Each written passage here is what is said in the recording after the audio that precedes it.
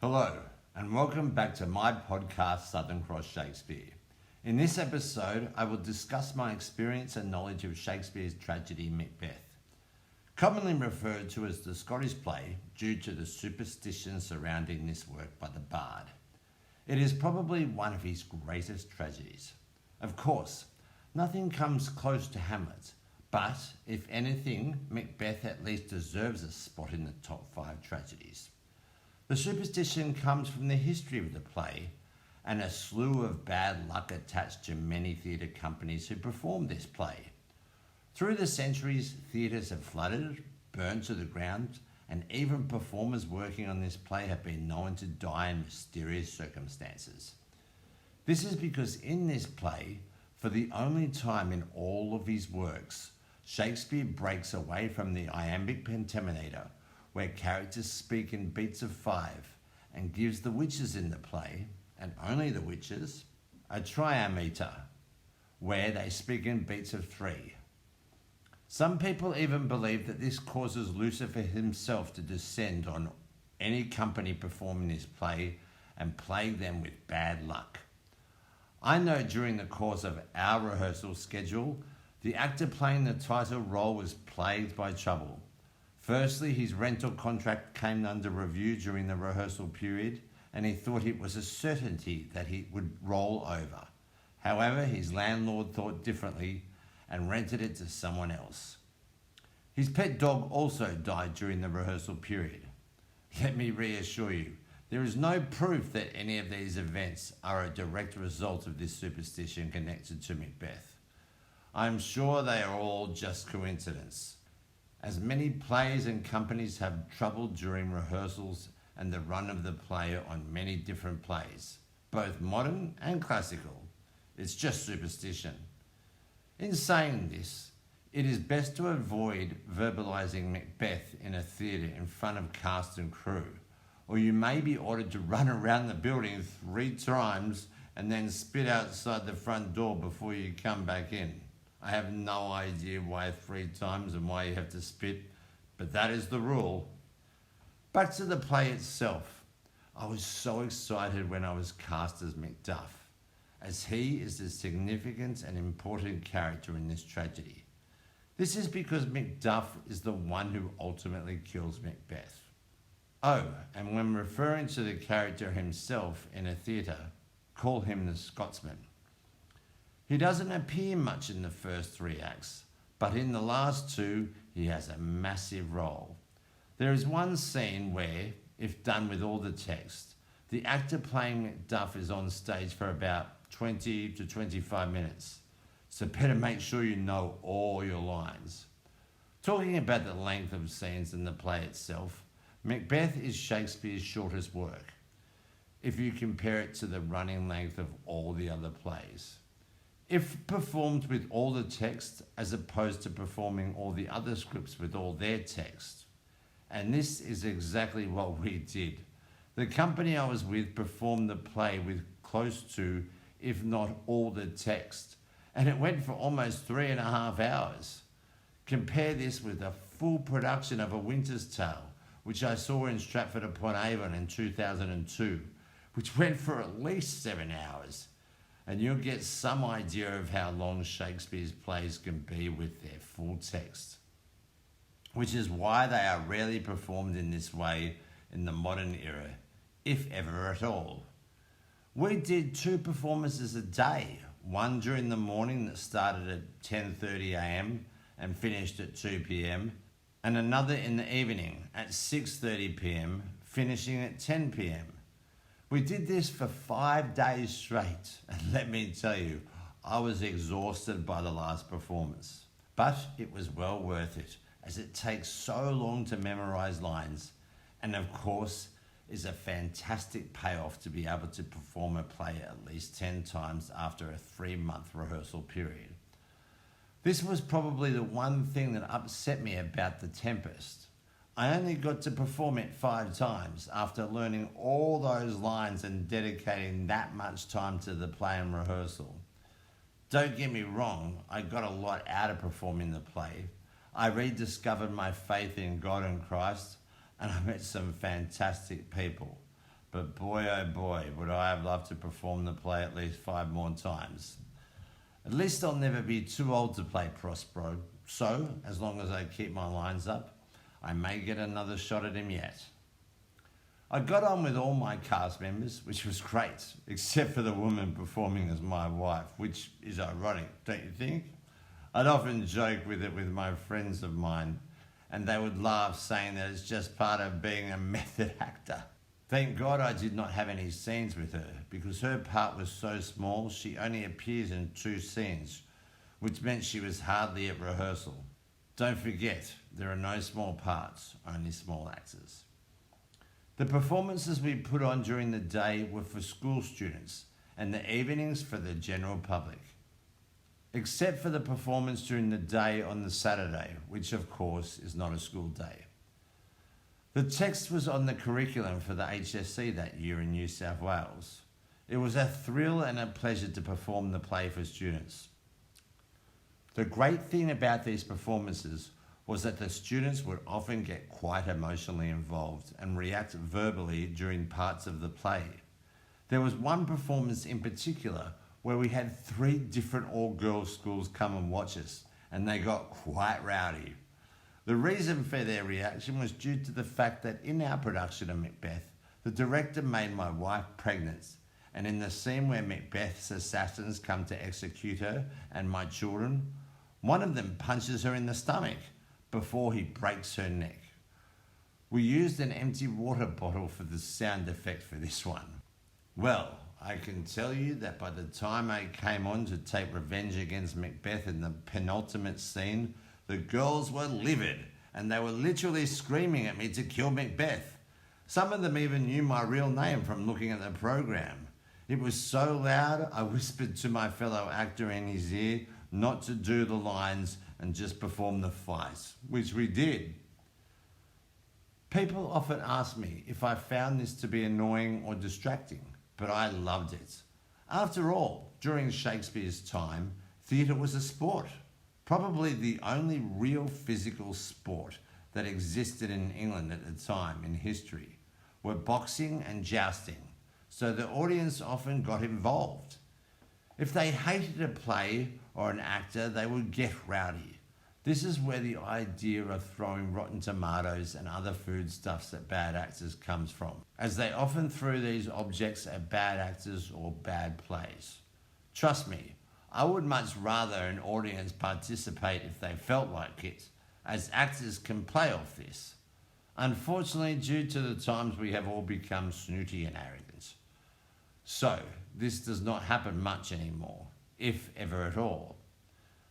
The other thing that I loved about performing in this production of Macbeth with this particular company is that it is where I was first introduced to stage combat, as the director wanted us to perform the fight between Macbeth and Macduff on stage, which was unique to this interpretation of the bard's work, as this fight is more often than not performed off stage.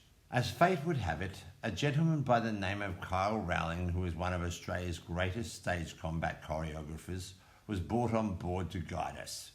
It was a fascinating and exciting experience, as he taught us all about stage combat, something I will discuss with you in another podcast next season. One thing I can tell you is that we had to learn all our moves as if they were lines we were saying as our characters in the play. Talk about learning more lines. So if I had to duck a punch, I had to write this movement out and commit it to memory. If at any stage during the course of the production I missed a line and actually got hit, we would have to change that part of the fight, as my body would commit that blow to muscle memory, and every time that part of the fight came up, whether I liked it or not, my body would naturally flinch due to my subconscious being concerned that I would miss this line again. This actually happened on one performance. I forgot to duck, and my scene partner hit me in the head with a metal pole, almost breaking my nose. It was bleeding, but it was not his fault. I forgot the line as I was tired. It was our 6th performance, and I was starting to feel exhausted, although I was loving every minute of it. so we had to change this part of the fight.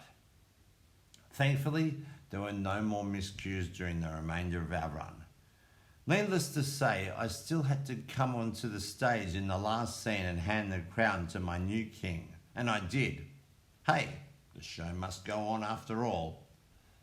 The tragedy of Macbeth explores the dark and light side of ambition, a theme which still resonates as a lesson mankind should heed today, especially with all that's going on today with our media, schools and governments worldwide. They are basically lying to us. Of course, there is nothing wrong with ambition. In fact, it is my belief that as individuals, we should strive to fulfill our potential in order to benefit society. This is a noble ambition, and it is one that is explored in Macbeth in two ways. Through the eyes of two men, showing two different outcomes through the way they tried to achieve these lofty sentiments. Macduff's actions to fulfill his ambitions rely on faith and virtue. He is a patriot of Scotland, as of course is Macbeth.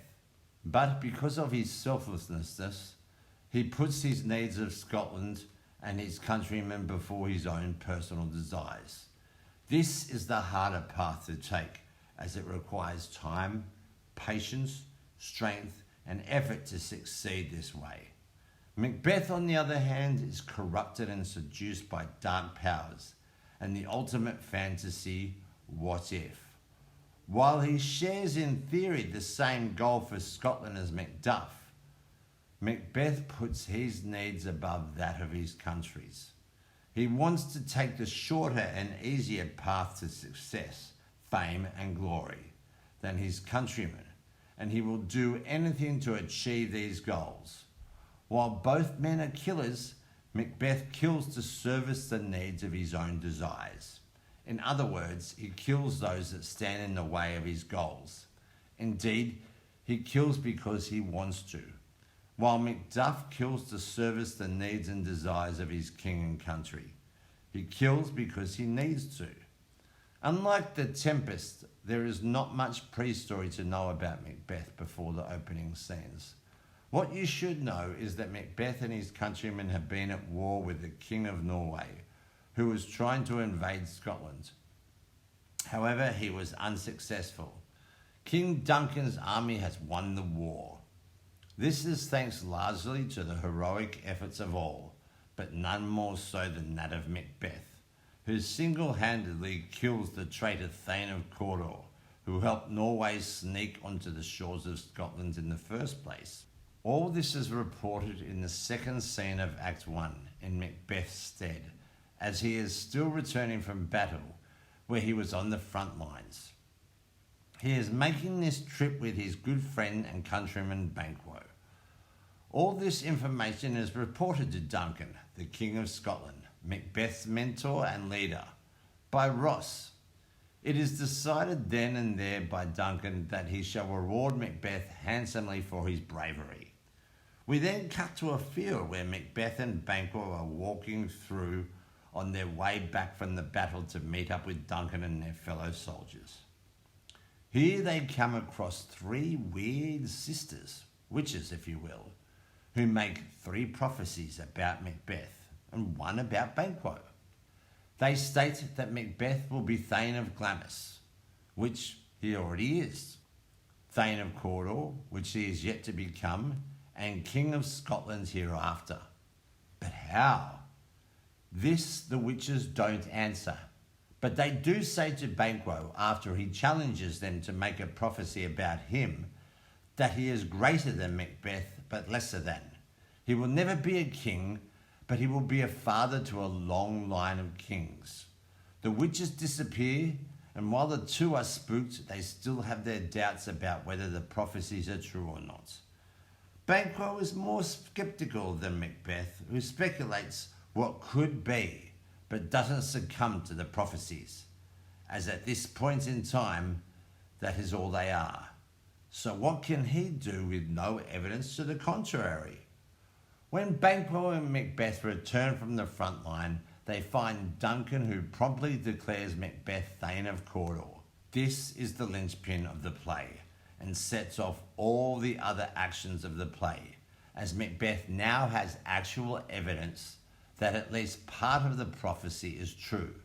As a result, from now on until the end of the play, Macbeth is driven mad for his thirst and lust for power, and will stop at nothing, including killing anyone who gets in his way to achieve his goal.